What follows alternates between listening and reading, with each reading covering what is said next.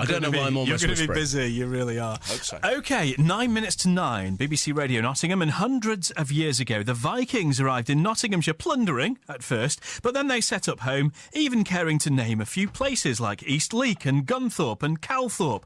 Now, 2013 it is, and a group led by a Nottingham scientist have headed over to Norway, not to conquer in return, but to test out the largest replica of the new 70-ton Dragon Harald Fairhair, the largest replica of a longship ever built. Professor Stephen Harding is here at BBC Radio Nottingham, along with Beverly Rayner from Kirklington, who was one of the rowers. Hello, morning to both of you. Good morning. Hello, Andy. Stephen, how did it all come about then that you ended up in Norway doing this? Good question. Well, we've been involved heavily with DNA testing. We got a Viking DNA project. As part of that work, we were over in Norway, and helping us recruit volunteers in Norway was a wealthy businessman, a chap called Sigurd Åse. And while we were over there, he showed us this huge Viking ship that was being constructed that he was paying for. So clearly he was a big Viking fan. And I said to him, is there a chance that we could bring a band of people over from the UK to row this thing? And he said yes. Well, just as simple as that. It went from there, yeah. Wow. OK, well, you got to be one of the rowers then, Beverly. Yeah, I did, How were you picked? A friend of mine works at the university, and she'd signed up with Stephen Stewart, and she needed a rowing partner. And so when you get the option, or the offer, come and row a Viking boat. Yeah, it's not something you get asked to do every day. It's not really, is it? No, what was your reaction then? Well, I thought, I've never done any rowing before, and we did a rowing course. And I thought, well, why not? It was fun to go to Norway, of course. It was absolutely fantastic to actually go where the people were so passionate about it.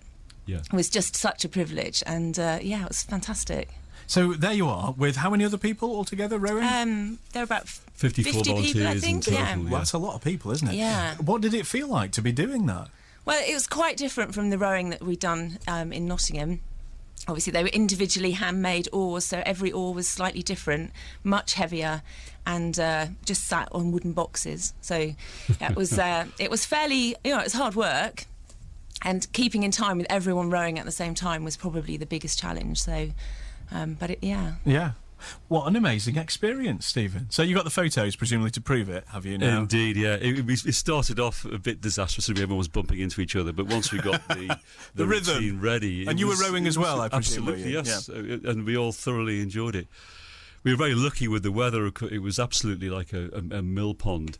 I think if we'd been chucking it down, we might have come back with a different story. But I think everyone enjoyed themselves. Yeah. Beverly, yeah, you confirm that. It was, an amazing time. Yeah. So what next for your projects with Viking DNA? Oh, the DNA. Oh, that's still continuing. We hope to publish the results of the North of England survey quite soon, and also the genetic profile of Norway. That should be out later this year.